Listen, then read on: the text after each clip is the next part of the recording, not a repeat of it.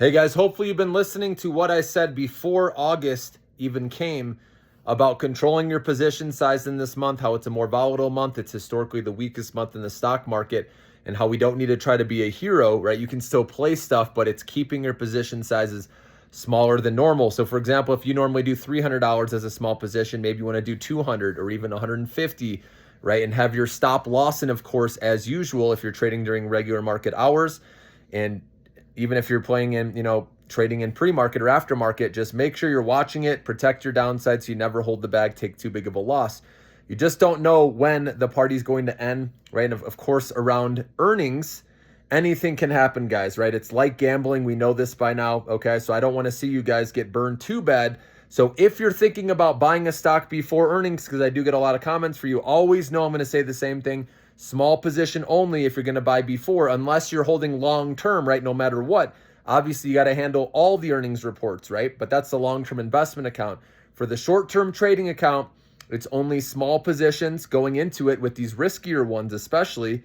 Obviously, the ones I'm holding long-term, right? The Millionaire Maker stocks, a lot of these, are profitable, right? Positive free cash flow, or they have good technologies or new technologies that I think are going to go mainstream or be commercialized, right? So those are the ones obviously I'm most confident in holding long-term, right? Especially in this market environment now, right? You want the best of the best. When, people start looking at valuations and all that, which they will, they're going to realize a lot of these penny stocks, right? These high risk, unprofitable companies that are burning a lot of cash, right? Their financials, their valuation, their balance sheet are poor, right?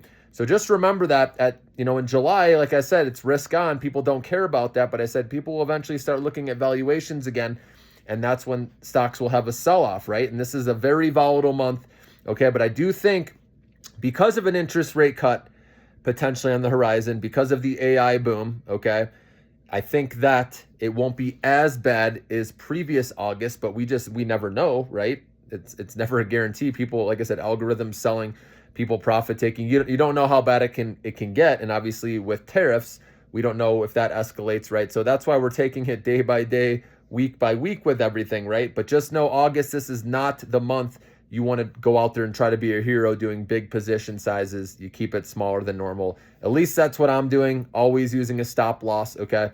So we can't get burned.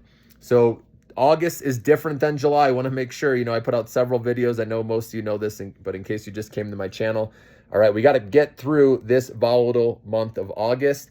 And hey, if you want a dollar cost average very slowly and you're okay seeing stocks going down more, right, in August, then that's okay, right? And we have to get over the fear, right, of seeing our stocks go down, especially the long-term ones, right? If you say you're holding long-term, which is at least a year, ideally, 2+ years, then you can't worry about what the stock does day by day, right? You're never going to make it long if you're looking at it. So that's part of the thing. Try not to look at your account as much. That will help, okay?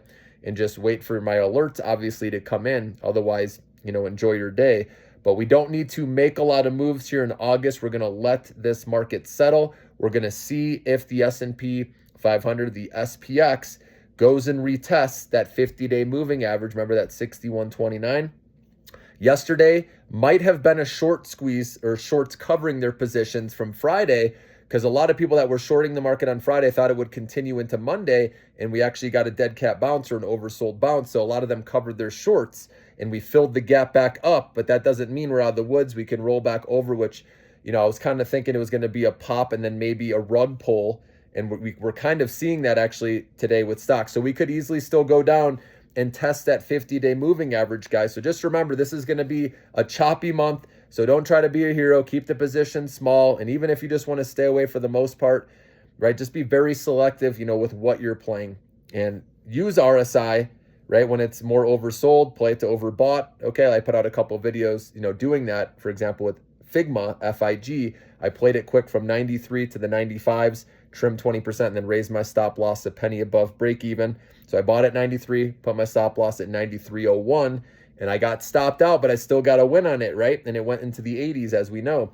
And same thing this morning, AEO, I bought at $11.97. I put out a video on this one to members, okay? And then it went up. Now it's at like $12. It went up to $12.20. I trimmed a tiny bit there. I'm going to trim a tiny bit as it's going higher, okay? And I already raised my stop loss a penny above break even because I just don't want to mess around, right? I want to just keep locking in wins with this market right now in August. Okay, because of it historically being weaker, I'm going to respect that, keep my position sizes smaller, get my stop loss above break even as soon as I can. And like I said, you always have a stop loss as soon as you buy a stock in case it goes the other way on you, right? To take that minimal loss on the downside. So, but anyways, hope that helps you guys. So remember, we're not out of the woods yet. I do think though, with an interest rate cut, with the AI theme still intact, okay, that we could, I think we could still dip a little in August. That would be a healthy pullback from how much we've rallied. But it's still a month you want to respect and wait till we get closer to an interest rate cut. And then remember, seasonality, October through December, that's where we're really going to reap the reward. So keep being patient, guys. Keep the mindset on the end of the year. If you're buying in August and September, then you have to expect volatility and possibly seeing your stock going lower, okay? So just be aware of that, guys. Have a great day.